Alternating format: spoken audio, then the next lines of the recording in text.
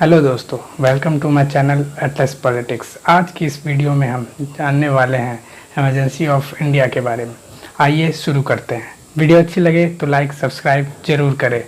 दोस्तों, हमारे Indian constitution के कई फीचर्स को दुनिया के अलग अलग कॉन्स्टिट्यूशन से लिया गया है। इसी तरह इमरजेंसी के प्रोविज़न यानी प्रावधानों को जर्मनी से लिया गया है। जैसे कि आपको पता है, इंडियन कॉन्स्टिट्यूशन के तहत भारत में फेडरल टाइप की गवर्नमेंट है, जिसमें यूनिटरी और फेडरल दोनों फीचर्स प्रेजेंट हैं, जहां पे सेंट्रल एंड स्टेट दोनों को लिस्ट में मेंशन सब्जेक्ट के अकॉर्डिंग अपनी अपनी पावर्स मिलती है। लेकिन इमरजेंसी के केस में सेंट्रल के पास ज़्यादा पावर्स होती है, जिसमें इमरजेंसी को प्रेसिडेंट के द्वारा पार्लियामेंट के अप्रूवल के साथ लगाया जाता है।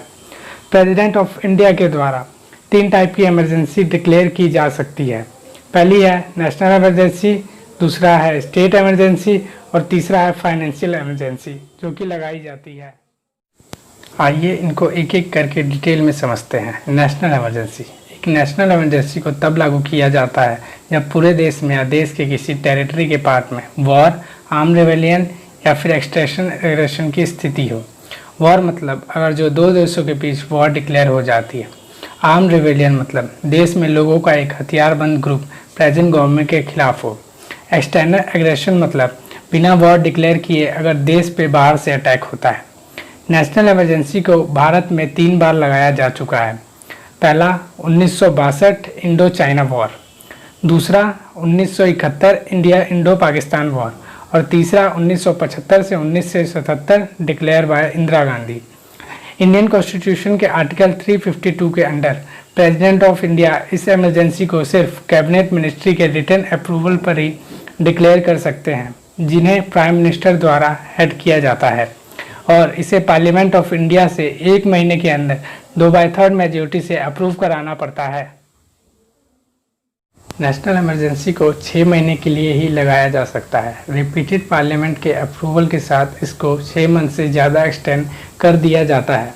इसकी कोई लिमिट नहीं है। नेशनल इमरजेंसी के वक्त भारत के नागरिकों के फंडामेंटल राइट्स को सस्पेंड किया जा सकता है। आर्टिकल 21 के according right to life and personal liberty को सस्पेंड नहीं किया जा सकता। नेशनल इमरजेंसी के दौरान president of India state list के 66 सब्जेक्ट पर लॉज बना सकते हैं। ये वो सब्जेक्ट होते हैं जिस पे जनरली स्टेट लॉज बनाती है, लेकिन नेशनल इमरजेंसी के दौरान parliament and president of India के पास ये पावर आ जाती है। साथ ही में नेशनल इमरजेंसी के टाइम पे सारे मनी बिल्स को अप्रूव करने के लिए प्रेसिडेंट को रेफर किया जाता है। लोकसभा का टर्म जो कि 5 साल का होता है, वो नेशनल इमरजेंसी के टाइम पे 1 साल तक और बढ़ाया जा सकता है। अगला है स्टेट इमरजेंसी। अगर प्रेसिडेंट ऑफ इंडिया को किसी पर्टिकुलर स्टेट की गवर्नर द्वारा दी गई रिपोर्ट या अदर सोर्सेज से ये पता चलता है कि उस पर्टिकुलर स्टेट की गवर्नेंस इंडियन कॉन्स्टिट्यूशन के प्रोविनेंस यानी प्रावधानों द्वारा नहीं चल रही है, तो इस केस में प्रेसिडेंट द्वारा उस राज्य में स्टेट इमरजेंसी लगाई जा सकती है। इस तरह की इमरजेंसी को पार्लियामेंट के अंदर 2 मंथ के पीरियड के अंदर अप्रूव कराना होता है। इंडियन कॉन्स्टिट्यूशन के आर्टिकल 356 के अकॉर्डिंग स्टेट इमरजेंसी को रिपीटेड पार्लियामेंट अप्रूवल के साथ 6 महीने से लेकर मैक्सिमम 6 साल तक के लिए इम्पोज किया जा सकता है। एक स्टेट इमरजेंसी को इन 2 आर्टिकल द्वारा इम्पोज किया जा सकता है। नंबर 1 बाय आर्टिकल 356, जिसे प्रेसिडेंट रूल्स भी कहा जाता है। नंबर 2 बाय आर्टिकल 365, अगर स्टेट यूनियन गवर्नमेंट के डायरेक्शन के अकॉर्डिंग काम नहीं कर रही है, जो कि कॉन्स्टिट्यूशन के प्रोविजंस के अकॉर्डिंग इशू। लास्ट है फाइनेंशियल इमरजेंसी। इंडियन कॉन्स्टिट्यूशन के आर्टिकल 360 के अकॉर्डिंग अगर देश या उसकी टेरिटरी की फाइनेंशियल स्टेबिलिटी या क्रेडिट को कोई खतरा होता है, तो प्रेसिडेंट द्वारा फाइनेंशियल इमरजेंसी को लगाया जा सकता है।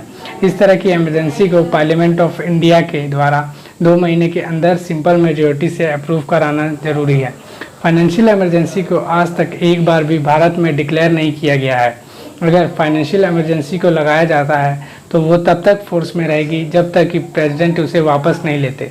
तो आइए देखते हैं। हमने इस वीडियो में देखा कि 3 तरह की इमरजेंसी होती है जो प्रेसिडेंट ऑफ इंडिया द्वारा डिक्लेयर की जाती है: नेशनल इमरजेंसी, स्टेट इमरजेंसी और फाइनेंशियल इमरजेंसी। अगर ये वीडियो अच्छी लगे तो लाइक, शेयर एंड सब्सक्राइब जरूर करें।